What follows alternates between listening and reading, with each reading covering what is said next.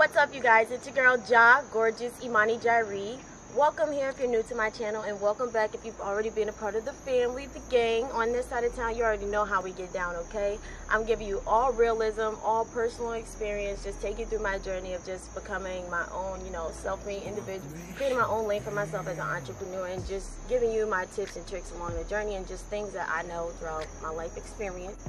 As I was told before, take what you need with a grain of salt, and whatever you don't need, keep it pushing. If it's not the type of content that you like, give it a dislike. Just show some type of engagement, because at least I know that we don't need to address these type of things anymore. But today, I'm really excited about this video because I'm going to tell you all how I managed to pay off this car right here in 1 year, okay?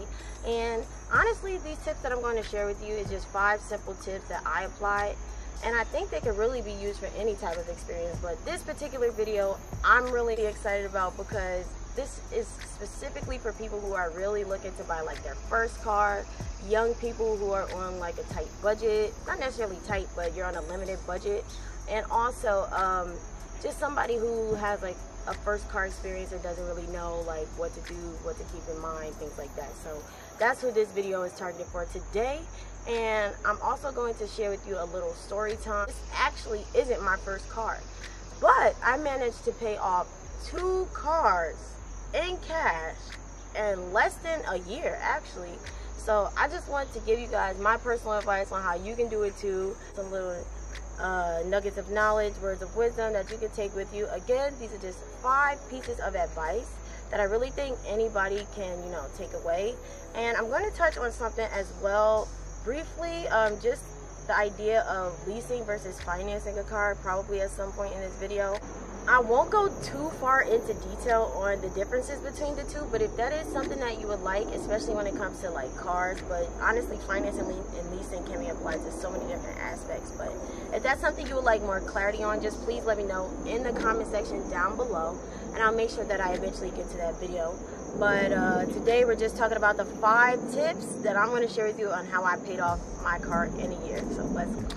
Okay guys, so let me just introduce to you my car. This is Onyx, okay? This is actually my second car. The first car that I had, it was briefly mentioned in the video that I did previously when I detailed this car, that it got burns, and the story behind that is super crazy. But what happened was, my mom, okay, she had driven my car or whatever, and I guess the gear shift part, when she parked it one day, it got stuck, right? So we had just taken it to go get fixed. But then all of a sudden, and I'm driving like on my way to school. I used to commute when I was in college, when I moved back to New Jersey, right? So I'm going to school, driving down the road, and then I stop at Dunkin' Donuts, and the car literally starts smoking to the point where I can't stand the car. So I had to quickly grab my stuff, get out the car. By the time I made it to the Dunkin' Donuts door, the car is up in flames. All of this happened in a matter of like maybe 10 minutes after me leaving my house to get ready to go to school that day. Needless to say, glass got canceled for me real quick because I was just so confused. But that's all that I'm going to say about that story. After that situation, I had to bounce back. I had to find my way back to finding access to a car, and it was really unfortunate because that was in the middle of the school year, and I work, but at the same time I'm a young college kid. Like, what money do I really have? So these tips I really took into consideration, just because the whole time that I did have that car, I knew that at some point that I was going to level up and I wanted to have a newer car.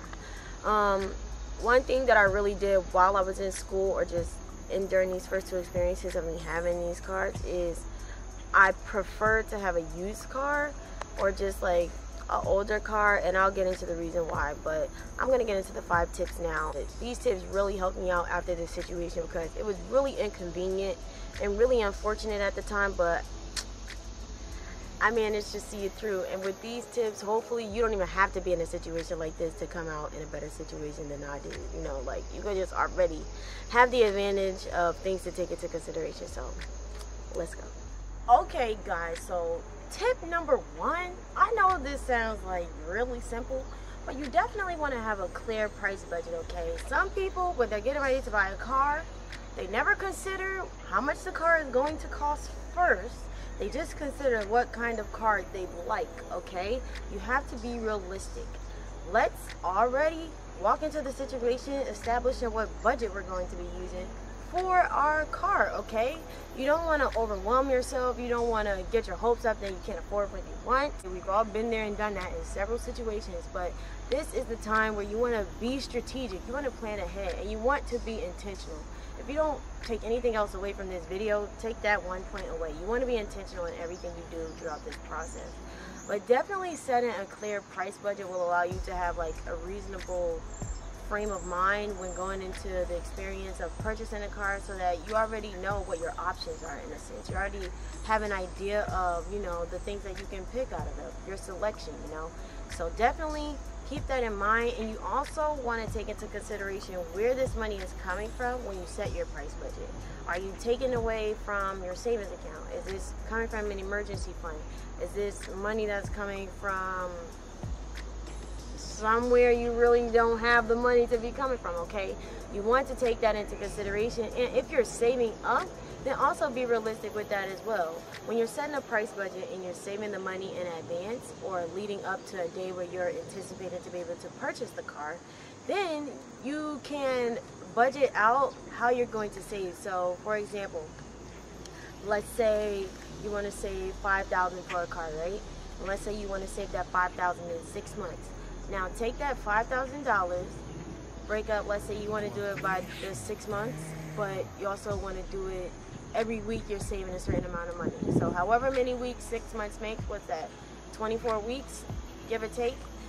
You want to divide that $5,000 by 24, so you know how much money to be saving every week until you get to that $5,000, so it's not overwhelming to you throughout the process where you're saving to be able to reach your goal for the price budget that you set for yourself when you're getting ready to buy a car. Make sense? Now, I mentioned this before, but we have the option of purchasing a used car or purchasing a new car, okay? Now, everyone has their preferences, and like I said, take this advice with a grain of salt. But from my personal experience, if you're buying a car in general, and this is your first time buying your car, especially if you're a newly licensed individual, then my personal recommendation is that you buy a used car, and here's why. Number one, used cars are way more affordable, and they have more durability and less mileage on them, so that at least you know that for the most part, whoever has been using that car up until that point has taken a decent care of the car. And also, if you're getting a used car from a car dealership, then you have a track record of going back to that dealership in order to be able to track your purchase. Two, if you're a new driver, then you want to take into consideration the fact that you're actually like kind of getting your feet wet in the experience of driving, so you're more prone to accidents, okay? Let's say, God forbid, even if you're not the person who caused the accident, something happens to you, you have to take into consideration you're young. Do you really have any money to, you know, afford fully replacing a car that, you know, is new? Like, come on, let's be honest. We want to also be realistic with that budget. You know, we want to be able to drive. What's the priority? Driving and getting from point A to point B, or looking flashy and just saying that you have a car? Okay, so that's something to also take into consideration. However, when you do purchase a new car, some things that are pros is the fact that you have less maintenance possibly to take care of over time, and also just being able to not have to worry about things falling apart or just things going wrong with the car because the car is new. And also, you don't have any mileage on the car at all, especially if you're purchasing it new. But now, when you do purchase a new car, it's usually a more difficult process because that's more prone to getting like background checks, credit checks, things like that. And I'm not sure about your personal experience and your personal situation, but that's just something to keep in mind if you want to go through the route of having like a new car experience. And please, please, please make sure that your credit score is up there, because if it's not, that's going to be a dead door that you're walking towards, okay? Keep that in mind. Let's weigh out our options when it comes to buying a used car versus a new car, and let's really take this into consideration, you know, what your priorities are as far as like looking stylish, being safe, saving money, but still getting to where you have to go, versus just splurging because this is your first car experience, which I'm totally not against either one of the two, but just make sure you're doing what's best for you. Okay, so another thing that we want to keep in mind is, are we going to pay this car off in full? Are we going to lease the car? Are we going to finance the car? Are we going to pay it in cash? What are we doing? You definitely want to take that into consideration. And this is something that I mentioned before as well, you know, financing versus leasing. I'll just say this: when you finance something, basically you're making payments, but at the end of the situation, you own whatever it is that you're making the payments towards.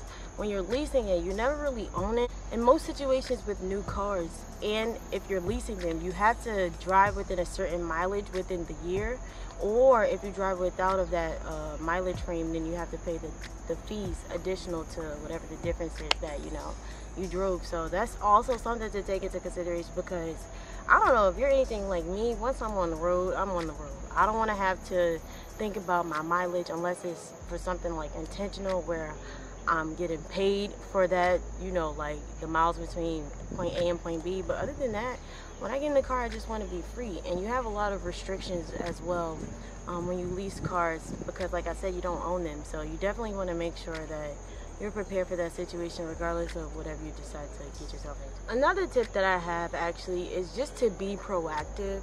When you're looking for a car, sometimes it can be discouraging, especially if you have like a set budget and there's not a lot of flexibility in the amount of money that you're able or willing to spend at the time. You have to be proactive in actually looking for a car, because your pool of options is smaller, okay? So that means that it's going to take more energy and more effort to actually go out of your way. And also sometimes your feelings might be a little hurt because what is available may not be something that you were necessarily like interested in. Remember when I was saying, what kind of car do you want? Do you want a used car? Do you want a new car? You know, sometimes the used cars within your budget might not necessarily be the most attractive. They might not be the color that you want, you know? So that's something to consider. You have to be flexible and you have to be proactive, because it may not be a car that's in your general area. Sometimes you may have to be willing to travel to go get the car, or sometimes you just might have to be just more considerate, like I said, to options that you weren't really necessarily willing to think about in the beginning, you know? So definitely expand your horizons when it comes to looking for a car. Try the internet, okay? I've never experienced buying a car off of Craigslist, but I know some people who have. I know some people who purchase cars off of Facebook Marketplace. I know some people who purchase cars off of Let Go, OfferUp. It's really just what you like. Personally, I like to go around my city or my town and the neighborhoods around me just to see what used cars are available, what other people are asking for the cars, especially if I see similar models and years of the same car. I try to like negotiate with those car dealerships and their owners and things like that, or just the person that I'm working with directly at the time, to negotiate what the best price can be for me. Because, you know, sometimes car dealerships, they try to finesse because they have to get a commission as well, but at the end of the day, everybody wants to be happy and everybody wants to make the best decision for them. So definitely make sure that you keep your options open and you look thoroughly through everything that is available to you, so that you know you're making the right choice, or the most beneficial choice that gives you the most reward. You know, you want to make sure that you're getting the most of it, because purchasing a car is probably going to be one of the biggest purchases you've made so far, so you definitely want to make sure that it's worth it. Okay, you've made it so far to the end of the video. I'm very proud of you. Please let me know if you've gotten this far. I'm going to give you this last tip, but before we do that, just so I know that you actually made it to this point of the video to get tip number 5, because this is really going to be the icing on the cake, the make or break deal breaker factor for this whole process. This is like literally probably the one thing that I would say is going to set you apart in your experience on purchasing your car, or just purchasing anything in general. But if you've gotten to this video, please give this video a like. Please comment down below. Let's do the emoji with the $ for the eyes and the tongue. It's like a dollar bill. Let's do that in the comment section below, so that I know you made it far to this video. But this final tip, I'm going to get to it right now. This is tip number 5, and basically what I'm suggesting that you do is to make aggressive payments. Now this is regardless of whether or not you fully pay the car in cash, whether or not you finance the car, whether or not you lease the car. You want to make aggressive payments because what this is going to do is give you the advantage of actually paying off that debt faster. So what I mean by that is, remember that $5,000 that we used earlier in the beginning of the video? So let's do some math here. Let's say your budget for saving a car is $5,000, right? So we have $5,000 we're using to buy a car. Any car that you want. Comment the car down below and comment the $ emoji with the okay? So we have $5,000. Your goal is to save that $5,000 in 6 months. But 6 months, we're going to just say, like, we're going to save a certain amount of money every week. Now, if we're saving for 6 months every week, that's 24 weeks that we're saving, okay? So let's do the $5,000 divided by 24. So 5,000 divided by 24 is 208.33. I'm just going to round that to 208. So if we just wanted to just reach the $5,000 within that 6-month time frame, then we would be saving $208 every week to reach the goal by the end of that 6 months. However, if you wanted to expedite that process at any time, and this doesn't have to be even consistent, this could just be a couple of those payments throughout the 24 weeks you just want to pay more than that $208, that is what I mean by paying aggressively, because that will help you decrease the debt that you owe faster and get to that goal, your savings goal, faster. So that's the final tip, you guys. I hope you really like this video. Please leave a comment down below of the $ emoji with the eyes if you made it this far. Like this video if you like this type of content. Dislike this video if you don't like this type of content, so I know. And also just stay in tune. Please subscribe to my channel if you have not already, because I really plan on dropping more gems, and I hope you guys like this content, you know. I'll see you guys in the next video. I love you. Peace.